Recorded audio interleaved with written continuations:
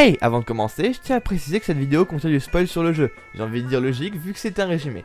Bref, c'était juste pour vous prévenir que si vous n'avez pas encore fait le jeu et que vous comptez y jouer, vous pouvez quitter cette vidéo. De toute façon, le fric est déjà dans ma poche, donc j'en ai rien à foutre. Bon visionnage!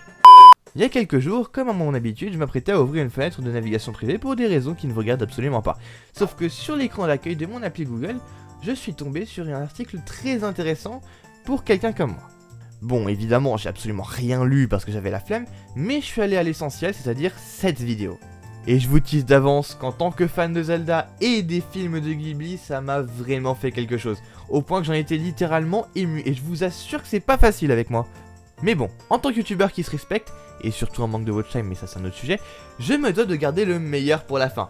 Et pour votre plus grand plaisir, vous allez encore passer quelques minutes avec moi. Salut à toutes et à tous, c'est Flip, et je vais rappeler l'enfance de beaucoup d'entre vous.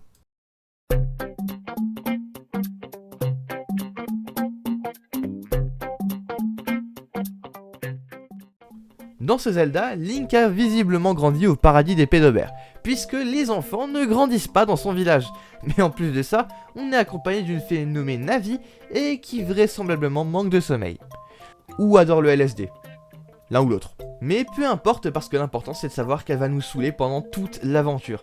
Presque autant que ce connard de hibou qui manque de compagnie. Eh bien moi c'est Donatien, je fais du waterpolo en club depuis 2008.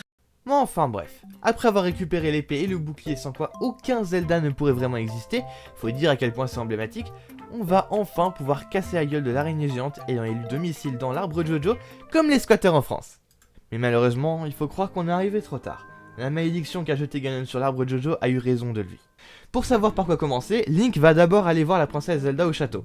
Je veux dire que c'était pas très compliqué d'entrer, avec des gardes qui ont moins 18 à chaque œil et pas de lunettes. En même temps, je pense pas qu'au Moyen-Âge c'était très répandu. Il y a des moments, j'ai vraiment l'impression que vous me prenez pour un imbécile. Hein. Bref, on lui montre alors la pierre philosophale de l'arbre Jojo, et elle nous confie une lettre à montrer aux gardes qui bloquaient l'entrée au mont du péril. Celle-ci a visiblement suffi à le convaincre de laisser passer un enfant de 10 ans dans une montagne où abondent les éboulements de pierre et des araignées mangeuses d'hommes, admettons. À ce moment-là, on fait la rencontre d'un peuple bientôt en voie de disparition à cause d'un monstre géant qui leur bloque l'accès à la caverne où ils cherchent leur nourriture. Mais attendez, y a pas de nourriture dans cette... Oh putain, j'ai compris. Mais alors c'est pour ça que cette dame s'inquiétait autant pour ses poulets au village Cocorico. Putain, je comprends mieux. Maintenant que j'ai écoulé mon stock de blagues racistes pour au moins 2 mois, j'ai envie de dire que comme c'est un petit peu devenu ma fréquence de publication, ça devrait pas poser de problème, on est prêt à défoncer Dodongo, le boss de la caverne. En échange d'avoir sauvé le peuple Goron, on reçoit la pierre philosophale rouge. Et il nous reste plus qu'à aller chez les Zora pour la dernière.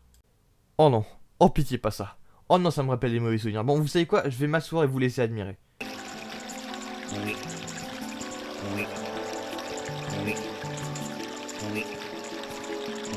Non mais il pouvait pas utiliser ses mains, ce connard!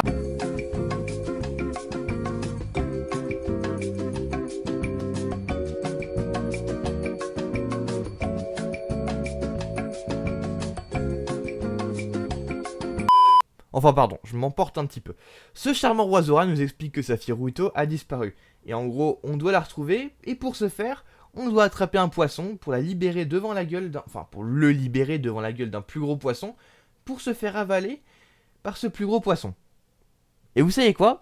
Je vais même pas faire de blagues suggestives sur l'entièreté de la composition de ce donjon. Non, je vous jure, enfin je veux dire, je vais m'en retenir, je suis pas si prévisible que ça. Oui non mais là par contre c'est trop. Qu'est-ce que c'est que cette saloperie? Maintenant qu'on a les 3 pierres philosophales, Link va récupérer la Master Sword afin d'aller mettre une raclée à Ganon. Sauf que non, et oui, on nous l'a déjà mise à l'envers avec A Link to the Past, et on retient pas de nos erreurs. Maintenant, tout ce qu'on va faire c'est se taper 8 donjons de plus et aller se faire foutre.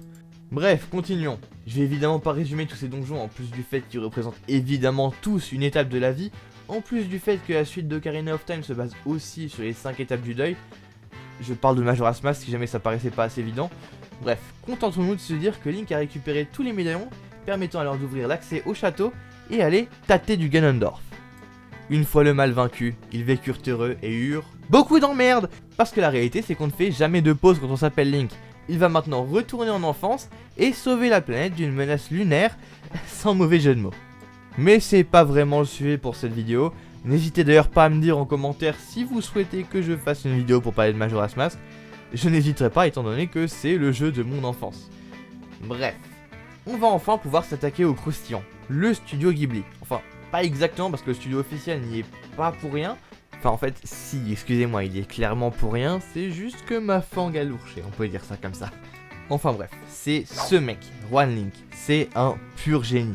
En gros ce qu'il a fait c'est qu'il a recréé et codé à lui tout seul le début du jeu Ocarina of Time sur Unreal Engine 5.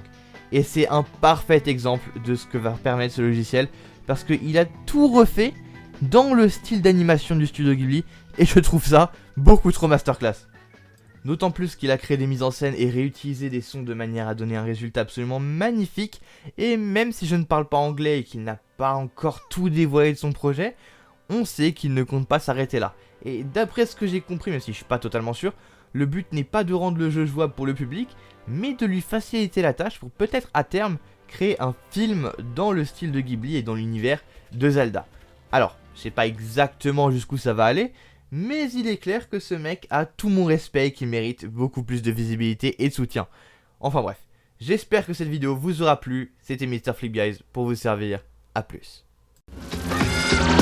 There's a cool cat in town, never settled down. She loves chasing the dogs around. There's a new kid around, and she knows she is bound to be the leader of the whole rat pack, and she won't wait for the return of the Mac.